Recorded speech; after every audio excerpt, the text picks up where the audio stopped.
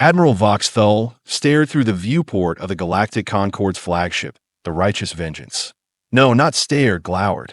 His three primary eyes narrowed as the blue-green planet came into view. Earth.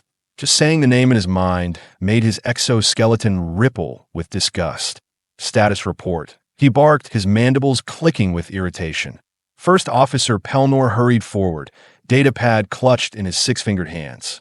All 200 warships positioned, Admiral. The fleet is spread across Earth's orbital plane. Weapons systems charged. Ground invasion forces prepped. We await your command to begin the assault. Voxthul nodded slowly, savoring the moment. 1,000 years of forced peace with these humans. 1,000 years of enduring their bizarre customs, their constant jokes, their infuriating unpredictability. 1,000 years of watching them spread throughout the galaxy like a plague, establishing colonies, making friends with species they had no business befriending. Open a direct channel to their World Council, he commanded. It's time they learned that the Galactic Concord no longer tolerates their existence. Channel open, Admiral. Broadcasting on all frequencies. Voxthul straightened his ceremonial armor and faced the communication array. The lights blinked, indicating the connection was live. His carefully rehearsed speech sat ready in his mind. This would be the moment that would go down in galactic history, the declaration that ended humanity. People of Earth, he began, his voice dripping with authority. I am Admiral Vox'thul of the Galactic Concord. For 1,000 years, we have maintained a peace treaty with your species. Today, that peace ends. He paused dramatically, allowing his words to sink in. Your kind has been a blight upon the galactic community. You expand without permission. You innovate without consideration. You fraternize with species beyond your evolutionary standing. Your very existence disrupts the cosmic order that the Concord has maintained for millennia. Therefore, we have determined that humanity must be removed. Another dramatic pause. Voxthul was quite proud of his oratorical skills. You have 1 Earth hour to surrender unconditionally. After that, we will commence total planetary bombardment, followed by ground invasion and systematic extermination of all human settlements throughout the galaxy. The era of humanity ends today. He nodded sharply, signaling for the transmission to end. There. Perfect. He turned to his command staff, expecting to see admiration, perhaps even awe at his magnificent declaration of war. Instead, he saw confusion. Admiral, Communications Officer Zrel said hesitantly. They're still connected. And they are laughing. What? Voxthul spun back toward the view screen. Sure enough, the World Council chamber was visible, filled with humans in formal attire. And they were indeed laughing. Some were chuckling quietly. Others were doubled over. One woman was actually wiping tears from her eyes. The World Council president, a tall human with dark skin and silver-streaked hair, finally managed to compose himself enough to speak. I am sorry, Admiral. Voxthul, was it? Could you repeat that last part? The part about extermination? I want to make sure we got that right. Voxthul's scales flushed purple with rage. This is not a joke. We are declaring war on your entire species. 200 warships are positioned to destroy your planet. Why are you laughing? This only prompted another round of laughter from the humans. The president held up a hand, trying to regain his composure. Forgive us, Admiral. It's just that, well, nobody's threatened to destroy Earth in, 300 years? It's quite nostalgic, actually. Brings back memories of the good old days. A councilwoman beside him nodded. Remember the Crax Imperium? They brought 1,000 ships. These guys only have 200. It's almost cute. Voxthul felt his third heart begin to palpitate. This was not how war declarations were supposed to go. There should be panic, pleading, perhaps dignified resignation to their fate. Not whatever this was. Silence, he roared. The Galactic Concord is the most powerful military force in the known universe. Our technology is superior. Our warriors are unmatched. Your destruction is inevitable. The president of Earth's World Council straightened his jacket, still smiling. Admiral, I mean no disrespect, but have you actually read the history of human-alien conflicts? Or did you just skim the highlights? Before Voxthul could answer, the president continued. Because if you had, you might recall that the reason we have that 1,000-year peace treaty is that the last time someone tried to invade Earth, we Ah, what's the diplomatic phrasing? Oh yes, we kick their tails so hard they evolve backward.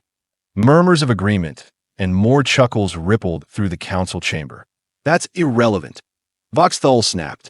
Your outdated victories mean nothing against our modern armada. The president sighed, suddenly looking more tired than amused. Look, Admiral, I've got 17 other meetings today, including a very important one about regulating sentient cheese. Don't ask, it's complicated. So let me save us both some time. He pressed a button on his desk. General Jackson, are you receiving this transmission? A new face appeared on a split screen. Another human, this one wearing a military uniform decorated with numerous insignia. Loud and clear, Mr. President. And I have been monitoring the Concord fleet since they entered the solar system 3 days ago. Voxthul felt his scales bristle. Impossible. Our approach was completely stealthy. General Jackson smiled. It was not a friendly smile. Sure it was, Admiral. Just like the last 16 fleets that thought they could sneak up on us.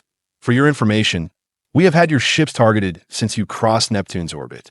But please, continue with your intimidation speech. It's very impressive. The Admiral's mandibles clicked rapidly in agitation. This is a bluff. You cannot possibly have weapons capable of threatening our advanced shields. About those shields, the general said casually. The ones powered by quantum-folded zirconium matrices? Funny thing about those, they are actually quite vulnerable to focused tachyon bursts when applied at the right resonance frequency, which, coincidentally, all of our defense platforms are currently calibrated to emit.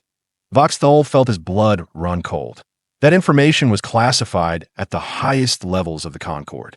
How could these humans possibly know about that vulnerability? As if reading his mind, the president spoke up again.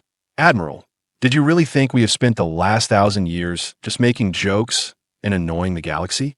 We have been learning, adapting, making friends, making enemies. But most importantly, we have been preparing. Because if there's one thing humans understand, it's that peace never lasts forever. The Admiral struggled to regain his composure. This was not going according to plan. Not all. But he still had one advantage they couldn't possibly know about. Even if you could defeat our fleet, which you cannot, we have already dispatched ground forces to key locations throughout your planet. Elite infiltrators who have been living among you undetected for decades. At my command, they will strike at your centers of power, crippling your ability to coordinate a defense. He expected shock, perhaps even fear at this revelation. Instead, the president and general exchanged glances that looked suspiciously like pity. You mean the 17 Concord agents in North America, 22 in Europe, 31 in Asia, and the others scattered around the globe? The general asked. The ones who think they are deep cover, but actually work alongside human counterintelligence officers who bring them donuts every Tuesday. Voxthul's jaw dropped open. That's not Admiral, the president said gently, as if explaining something to a child. Your spies are all accounted for. Most of them have actually become quite fond of Earth, have applied for citizenship. 7 have married humans. 1 is currently a rising star on a cooking competition show. Makes amazing fusion cuisine combining Concord delicacies with Earth ingredients. Quite popular, actually. The Admiral sagged into his command chair. How had everything gone so wrong? The intelligence briefings had painted humans as disorganized, fractious, technologically inferior in key military areas. Easy targets, but the human general wasn't finished. Now, before you get any other bright ideas, like maybe trying to trigger our sun to go nova or sending relativistic kill vehicles toward Earth, you should know 2 things. First, we have developed countermeasures for pretty much every doomsday scenario. And second, well, show him President Harlow. The president pressed another button on his desk.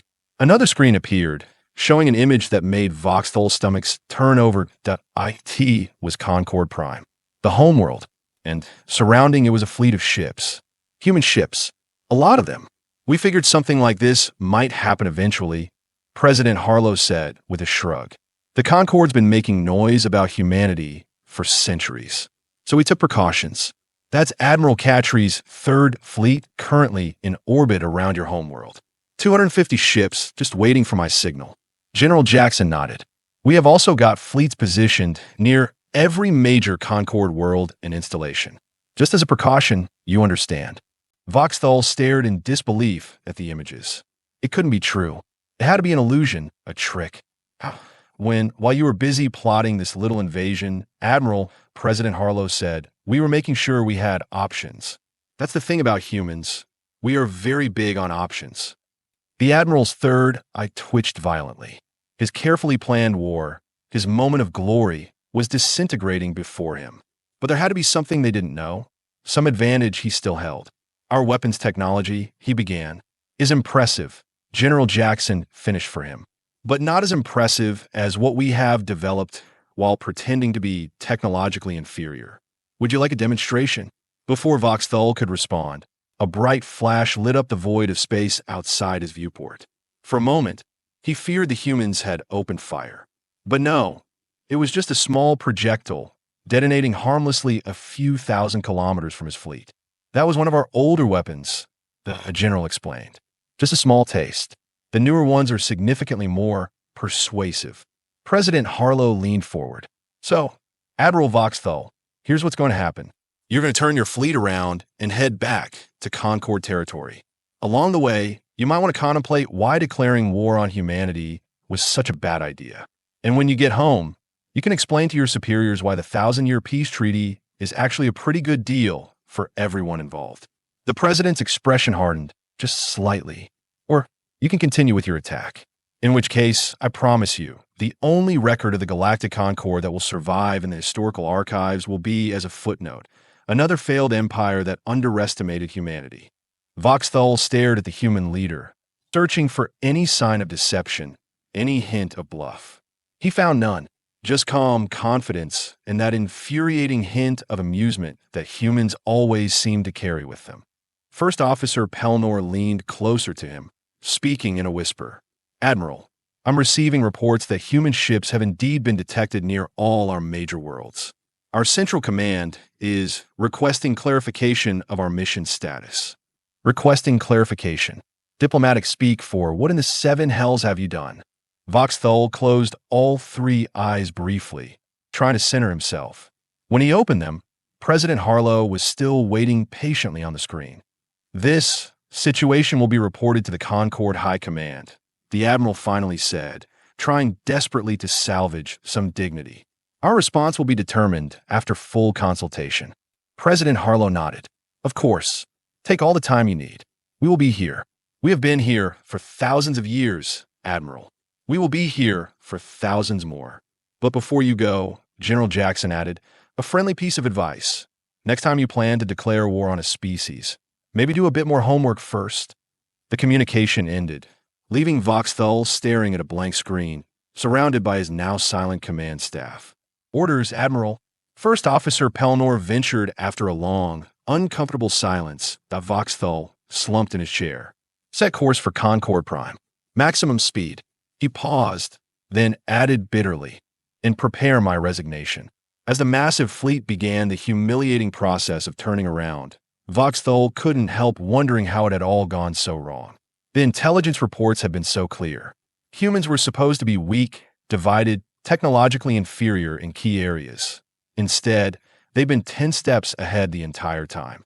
And worst of all, they'd laughed at him. Not the nervous laughter of fear, but the confident chuckle of a species that had seen it all before and wasn't impressed. As the blue-green planet receded from view, Voxthul had a disturbing thought. What if the humans had been playing this game since the beginning? What if the 1,000-year peace treaty hadn't been for their protection, but for everyone else's? He shuddered at the implications. Perhaps returning to Concord Prime and explaining his failure wasn't such a bad outcome after all. At least he'd lived to warn others about the truth. Humans didn't fear war. They prepared for it. They expected it. And worst of all, they enjoyed it. You did what? Supreme Counselor Dravnax of the Galactic Concord slammed all four of his fists onto the table, causing the ancient wood to crack under the impact. His facial ridges had turned a dangerous shade of violet. Never a good sign for anyone on the receiving end of his rage. Admiral Vox'thul stood at rigid attention before the Concord's ruling council, acutely aware that his career, and possibly his life, hung in the balance. I initiated the war plan against Earth, as authorized by this council, he replied, trying to keep his voice steady. However, There were unforeseen complications. Unforeseen complications? Echoed Counselor Zarethi, her crystalline voice tinkling with dangerous humor.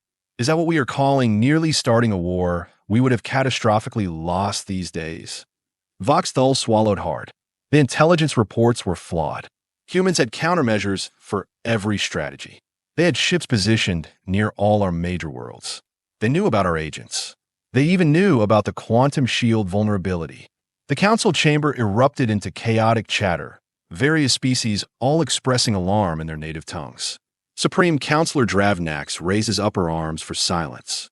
"And you're certain they weren't bluffing?" he asked, his voice dangerously quiet now. "Our long-range sensors confirmed human fleets near Concord Prime and our other key worlds," Voxthul admitted. "Their weapons technology appears to be significantly more advanced than our intelligence suggested. And frankly, sir, they didn't seem remotely concerned by our threat. They laughed at us." Another admiral in the chamber added helpfully. Literally laughed. "Thank you, Admiral Porting," Voxthul said through gritted teeth. "Most constructive."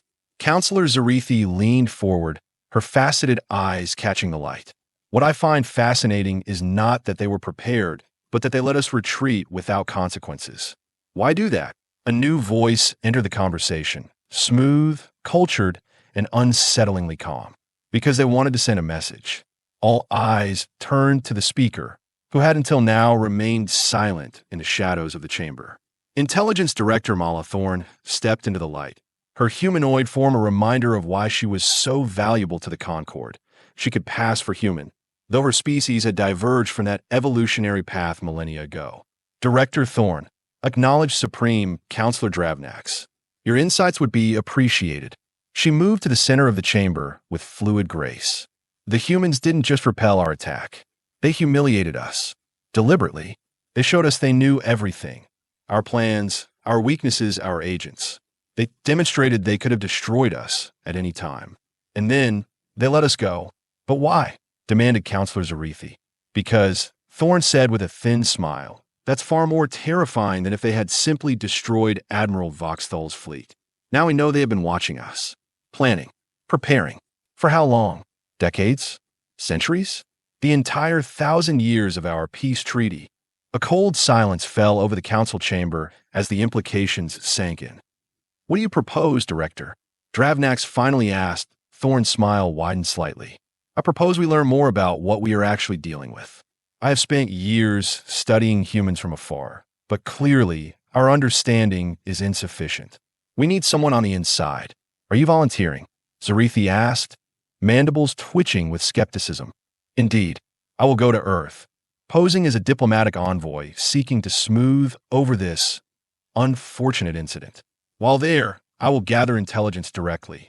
No intermediaries, no filters, just the unvarnished truth about humanity and their capabilities. And if they discover your true purpose?" Dravnax asked. Thorne's smile turned cold. "They probably already know it. That's rather the point." 2 weeks later, Mala Thorne stepped off the diplomatic shuttle onto Earth's soil for the first time. The spaceport buzzed with activity, humans rushing about, mixing freely with dozens of alien species from across the galaxy. The chaos of all was immediately disorienting. Director Thorne, a tall human woman approached, hand extended in their traditional greeting. "I'm Amanda Blackburn, your liaison from the Diplomatic Corps. Welcome to Earth." Thorne took the outstretched hand, noting the firm grip. "Thank you for the welcome. I look forward to resolving this unfortunate misunderstanding between our peoples." Blackburn's smile didn't quite reach her eyes. "Of course, the hover car is this way. We have arranged accommodations at the Galactic Embassy Center. After you have had time to settle in, President Harlow would like to meet with you informally." "Informally?" Thorne raised an eyebrow. "That's unusual protocol." "You will find we are an unusual people," Blackburn replied, leading the way to a sleek black vehicle as they glided through the sprawling metropolis of New Washington. Thorne carefully observed everything. The city was a jarring mixture of architectural styles spanning human history, from classical columns to ultramodern crystal spires. Aliens from across the galaxy walked freely among humans, some in animated conversation, others clearly engaged in commerce. "Your world is more Integrated than I expected, Thorn commented. Blackburn nodded. Earth has been a galactic crossroads for centuries. We welcome visitors from everywhere, tourists, traders, refugees, students, even Concord citizens. Even after recent events, especially after recent events, Blackburn replied. The best way to prevent misunderstandings is through connection, not isolation. The hover car slowed as they approached a magnificent structure of glass and stone, the Galactic Embassy Center, where representatives from hundreds of worlds maintain their diplomatic missions to Earth. Your quarters are in the East Wing, Blackburn explained as they entered the lobby. I will come collect you in 3 hours for your meeting with the President. Feel free to explore the center in the meantime. The gardens on level 5 are particularly lovely. Thorn nodded her thanks and made her way to her assigned quarters. Once inside, she immediately began a thorough sweep for surveillance devices. She found 7, 3 standard types she'd expected, and 4 of completely unfamiliar design. She left them all in place. Let them watch. It was part of the game. After refreshing herself, Thorn decided to take Blackburn's suggestion and visit the gardens. Intelligence gathering started with observation. After all, the garden level was breathtaking, a carefully cultivated collection of plant species from across the galaxy, arranged in harmonious clusters despite their wildly different requirements. Atmospheric force fields maintained distinct climate zones while allowing visitors to pass freely between them. Thorn was admiring a particularly vibrant specimen when a voice spoke behind her. Beautiful, isn't it? Imported from Alderaxis Prime about 70 years ago, nearly went extinct during their civil war. Now, there are more specimens here than on their homeworld. She turned to find herself face to face with an elderly human male, leaning on an ornate cane. You have a good eye for xenobotany, she replied carefully. The old man chuckled. I have a good eye for most things, like diplomatic envoys who are actually intelligence directors. He extended a hand. Thomas Garrett, retired general of Earth Defense Forces. Now I just grow flowers and occasionally greet interesting visitors. Thorn's blood ran cold, but she maintained her composure as she shook his hand. Your information is remarkably specific, General Garrett. Oh, we like to keep track of who's who in the Concord hierarchy, he said with a dismissive wave, especially those assigned to study us. Though I must say, your reports on human psychology have been quite fascinating. Flawed, but fascinating. Now Thorn couldn't hide her shock. You have read my classified reports to the Concord Council. Garrett winked. Let's just say we have our sources. Your analysis of human unpredictability as our greatest weakness was particularly amusing. Most species see it as our greatest strength. You are bluffing, Thorn said, but without conviction. Perhaps. But isn't that uncertainty exactly what makes humans so frustrating for the Concord? You never quite know what's real and what's misdirection. He gestured toward a nearby bench. Would you care to sit? These old legs don't stand as long as they used to. Against her better judgment, Thorn joined him on the bench. If you have read my reports, then you know I have advocated for studying humans rather than confronting them. Yes, quite progressive of you. Most of the Concord still views us as upstart primates who got lucky with some technology and should be put back in our place. And you're claiming that view is mistaken. Garrett laughed, a warm, genuine sound. Profoundly. You see, Director Thorn, the Concord has fundamentally misunderstood humanity from the beginning. You see our chaos as weakness, our individualism as division, our humor as frivolity. He plucked a small flower from a nearby plant and twirled it between his fingers. What you fail to grasp is that these traits, our adaptability, our creativity, our ability to find joy even in darkness, these are evolutionary advantages honed over millennia of survival on a planet that tried very hard to kill us at every turn. Most species evolved on challenging worlds, Thorn countered. True, Garrett nodded. But most achieved dominance and then stability. They stopped evolving because they'd won. Humans never did. We kept fighting, adapting, changing, mostly fighting ourselves, to be honest. Do you know what that creates? A species that understands war, Thorn replied quietly. A species that understands survival, Garrett corrected. War is just one form of survival challenge. We have faced countless others, plagues, climate shifts, resource depletion. Each time, we have adapted and emerged stronger. He fixed her with a penetrating gaze. That's what the Concord doesn't understand. You see our 1,000 years of peace as us accepting our place in your ordered galaxy. In reality, we have been using that time to prepare for the next challenge. Because if there's one thing human history has taught us, it's that peace never lasts. Is that a threat, General? Not at all. It's an invitation to understanding.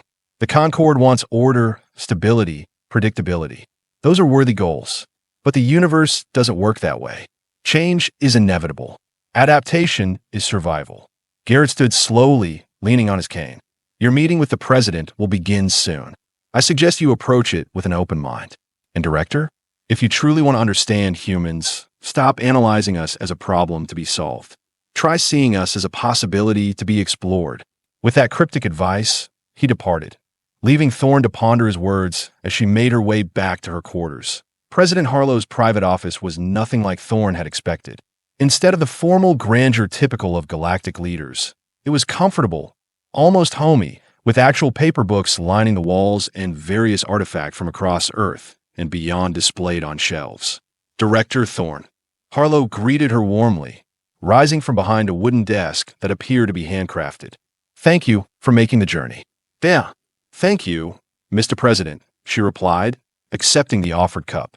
The informality was disconcerting. On Concord Prime, she would never have been granted such direct access to the Supreme Counselor, let alone be offered refreshments by them personally. I trust General Garrett didn't talk your ear off about his garden. He's quite passionate about it. Thorne nearly choked on her tea. You knew about our conversation? Harlow smiled. Thomas is an old friend, and still one of our best judges of character, despite his retirement. He wanted to meet you, to assess me. Thorne corrected. That too, Harlow acknowledged without embarrassment. So, shall we dispense with the diplomatic pretenses? We both know why you are really here. Thorne set down her teacup. Very well. 2 weeks ago, your species humiliated the Galactic Concord by revealing that you have essentially been playing us for fools for. How long exactly? That depends on what you mean by playing, Harlow replied. We have been preparing for potential conflict since the peace treaty was signed. That's just common sense. You have been spying on us, infiltrating our systems, positioning fleets near our worlds. And you have been doing exactly the same to us, Harlow countered calmly. The difference is, we expected it and planned accordingly. You assumed we were too primitive or disorganized to notice. Thorne couldn't argue with that assessment. The Concord Council wants to know your intentions. If not war, then what? Harlow leaned back in his chair. Honestly, continued peace would be our preference. Humanity has no desire to rule the galaxy or destroy the Concord. We are quite busy with our own projects, such as exploration, research, art, life, the usual things sentient beings occupy themselves with when not worrying about existential threats. He fixed her with a steady gaze. But make no mistake, Director Thorne, if threatened, we will respond with overwhelming force. Not because we enjoy war, but because we are very, very good at ending them quickly. Thorne felt a chill run down her spine despite the warm office. The Concord has existed for 15,000 years. We have unified more species under peaceful governance than any power in galactic history. And that's admirable, Harlow said sincerely. But unity through control is fragile. One crack, and the whole structure is threatened. That's why our little demonstration frightened your council so badly. We didn't just threaten the Concord militarily. We threatened its foundational principle that the galaxy can and should be ordered according to a single vision, and humanity offers an alternative. Thorne asked skeptically. We offer possibility, Harlow replied, echoing Garrett's earlier words. A galaxy where multiple systems can coexist, where adaptation and change are seen as strengths, not threats to stability.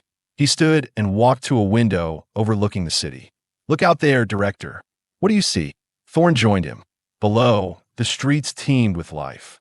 Humans and aliens shopping, talking, arguing, laughing together in the late afternoon sun. I see chaos, she admitted. I see connection, Harlow countered. Different beings with different biologies, psychologies, and histories, all finding ways to interact. Not through imposed order, but through organic, evolving relationships. Sometimes messy, sometimes beautiful, always changing. He turned to face her. That's what frightens the Concord about humanity. not our weapons or our ships or our unpredictability. It's that we represent a fundamentally different way of existing in the galaxy. And deep down, your leaders fear that, given a choice, many of your subject worlds might prefer our way to yours. Thorn was silent for a long moment, processing his words. Finally, she asked the question that had been bothering her since Admiral Vox'thul's failed attack. Why let the fleet retreat? Why show your hand at all? You could have maintained a facade of weakness. Harlow smiled. Not the diplomatic smile of a politician, but something warmer and more genuine. Because we are tired of pretending, tired of hiding our capabilities, tired of watching the Concord prepare for a war that would devastate the galaxy. We wanted to send a message. We see you. We understand what you were planning, and it won't work. He returned to his desk and pressed a button. A holographic star map appeared between them, highlighting hundreds of worlds. These are the worlds that have signed mutual defense pacts with Earth over the past few centuries. Some openly, some secretly.